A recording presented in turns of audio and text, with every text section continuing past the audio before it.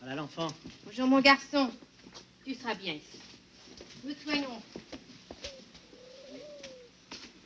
Vous avez raison, Madame Guérin. Je ne peux pas vous comprendre, mais il faut lui parler tout de même, le plus souvent possible. Voilà la salle à manger. Viens au premier. Faut que tu connaisses la maison. Allons. Allons.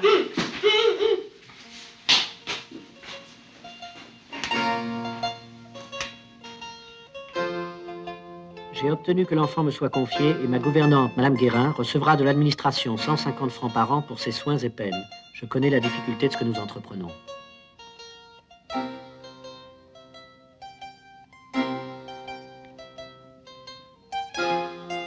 Ce qui me passionne chez le sauvage, c'est que tout ce qu'il fait depuis son arrivée à Paris, il le fait pour la première fois.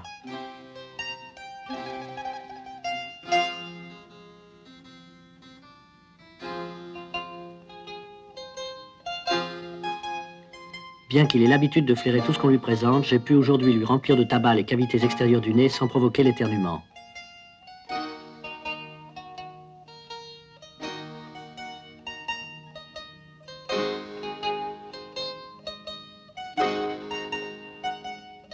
Je dois dire qu'actuellement, il est insensible à toute espèce d'affection morale, et malgré les mauvais traitements qu'il a subis à l'institution, personne ne l'a jamais vu pleurer.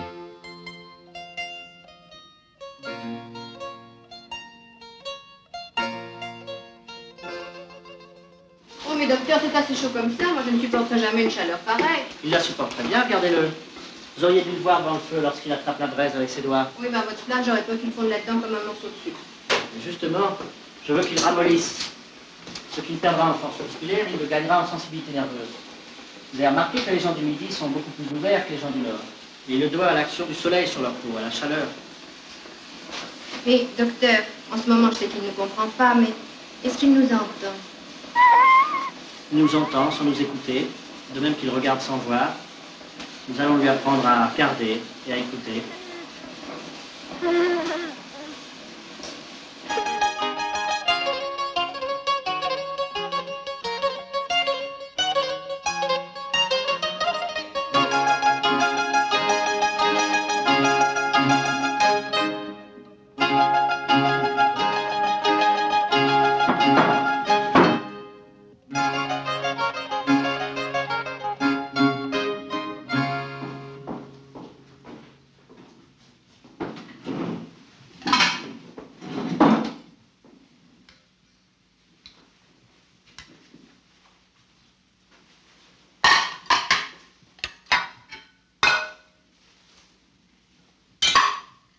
Servez-vous, docteur. Merci.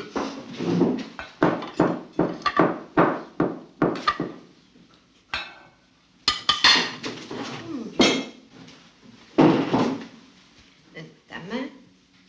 Voilà.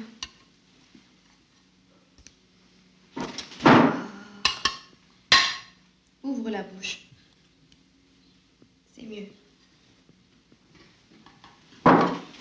Oh!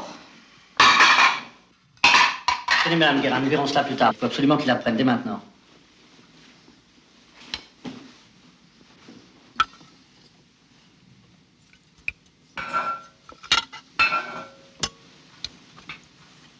Allez, serre bien tes doigts. Voilà. Ouvre ta bouche. Là.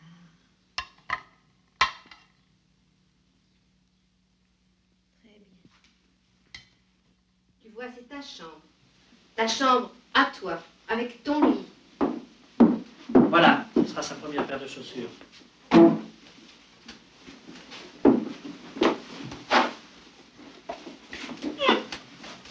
Aidez-moi, docteur. Oui. De quoi a-t-il peur? Vous savez, il n'en a jamais porté de sa vie. Il croit que ça peut lui faire mal. Pourtant, il a dû le voir déjà. Allez, il va faire quelques pas. Lève-toi. Dirigez-le vers moi.